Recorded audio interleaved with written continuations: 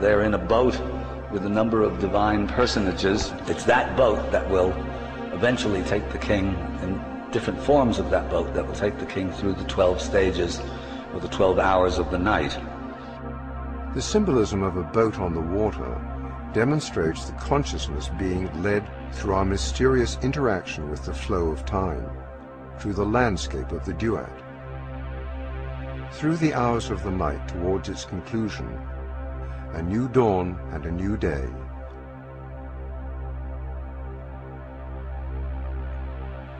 Here, the constant flow of time is symbolized as a river, which gently, inexorably leads the inhabitants of the boat through the stages of transformation.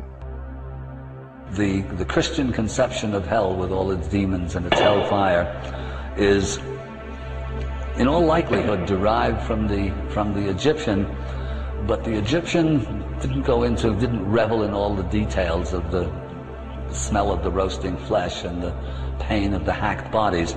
Rather, they were expressing, basically what the Egyptians were doing was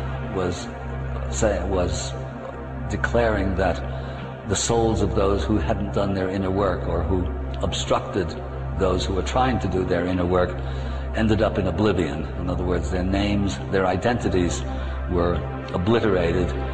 They weren't consigned to the roasting flames of hell forever, but rather non-existence was considered punishment enough. In the fourth hour, the actual coffin is shown descending into the earth, a schematic that actually represents the tombs themselves. See the coffin in red, the larval forms in front of it, and the coffin is actually going to its final resting place. In the fifth hour, the coffin over here has come to its final rest in the bowels of the earth. This is the birth of the new sun god in the depths of the earth. The life force, bursting from the egg, forces the earth above into a bulge. At the nadir of the descent of the solar principle, life bursts from its egg with the potential of rejoining the solar source.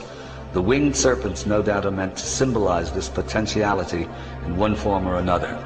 The egg of Sokar represents the final, the most inanimate state of matter. It's the bowels of the earth. But in the egg itself is spirit, the hawk-headed Sokar, holding apart, again, with the winged spirit and this mysterious triple-headed serpent with the deity at the other end. But the power of immanent life within it. In other words, this represents the power of life to reascend and become spirit. Actually forces a bulge in the earth above it. Still in the register above that, there's a mound of earth on either side, two birds representing Isis and Nephthys, and a scarab underneath, buried in the earth, pulling the tow rope that's attached to the solar bark forward and upward. And the sign all the way up above is the little sign way up here represents heaven. In other words, the power of the entire enterprise is pulling the boat heavenward. It's from its resting place up eventually through its stages of transformation to the heavens. This is the culminant moment of a life well lived. The consciousness rooted in heaven, using the fulcrum of a higher dimension, pulls the lower register to the upper, a bridge, a ladder to the realm of the netta. It is here that we have successfully transmuted physical matter to divine, the summation and consequence of our inner work. In the ninth hour, the boat now continues with a number of mysterious, more mysterious symbols. Khepri, the scarab beetle on the top, is now rolling its egg forward. Its eggs, of course, with its own future enshrined within. The sun rises between two serpents. On the archetypal register, we see a symbolic depiction of the higher processes at work. The beetle rolling its egg towards the sun symbolizes the great work, the creation of a higher consciousness. Next to this, we see another representation of a risen sun between two standing snakes. This may be a depiction of a new consciousness accomplished through the risen Kundalini, symbolized by the standing snakes. The snakes are crossed, perhaps indicating a harmonious interworking between the hemispheres.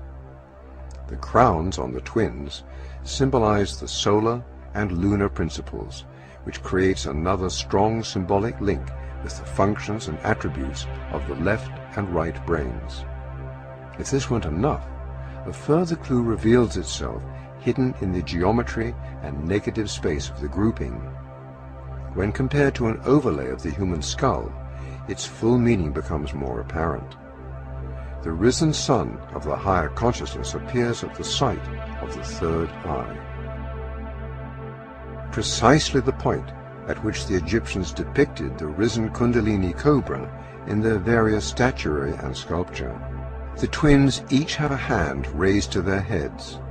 They appear to be thinking or drawing attention to the head, further indication of the cerebral nature of the hieroglyph.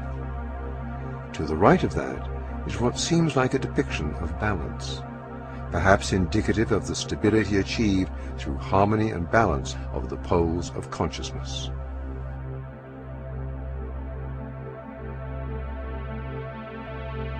In the 11th hour, the process is almost complete. The bark is being towed forward.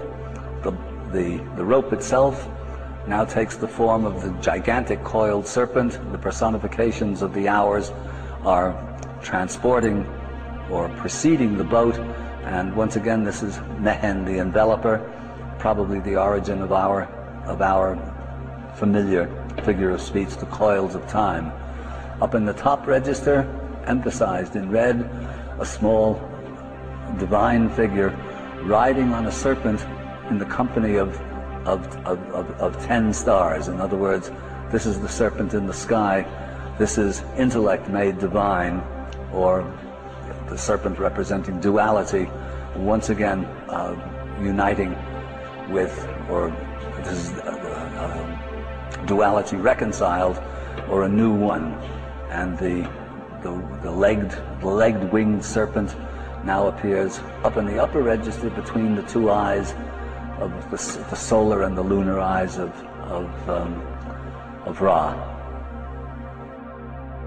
In hour 11, we see the united hemispheres become the androgyne, the solar and lunar principle fused together. This powerful and sacred symbolism has echoed through history, and strong correlations can be seen between these hieroglyphic symbols and many later depictions of the alchemical stage represented by the androgyne and its divine offspring. This inspiring moment seems to indicate a mastery over the coils of time, perhaps indicative of a timeless period in which the higher consciousness of the deceased can reside with the gods. In the 12th hour, the process is complete. The bark, now with the scarab beetle in the front, is being towed through the backbone of this enormous serpent, which Vala de Lubitsch thought was a parallel to the Kundalini energy of the Hindus, in which lies coiled at the base of the spine. Any real technology for navigation through the wheels of the afterlife might also include a gate for a return to physical incarnation.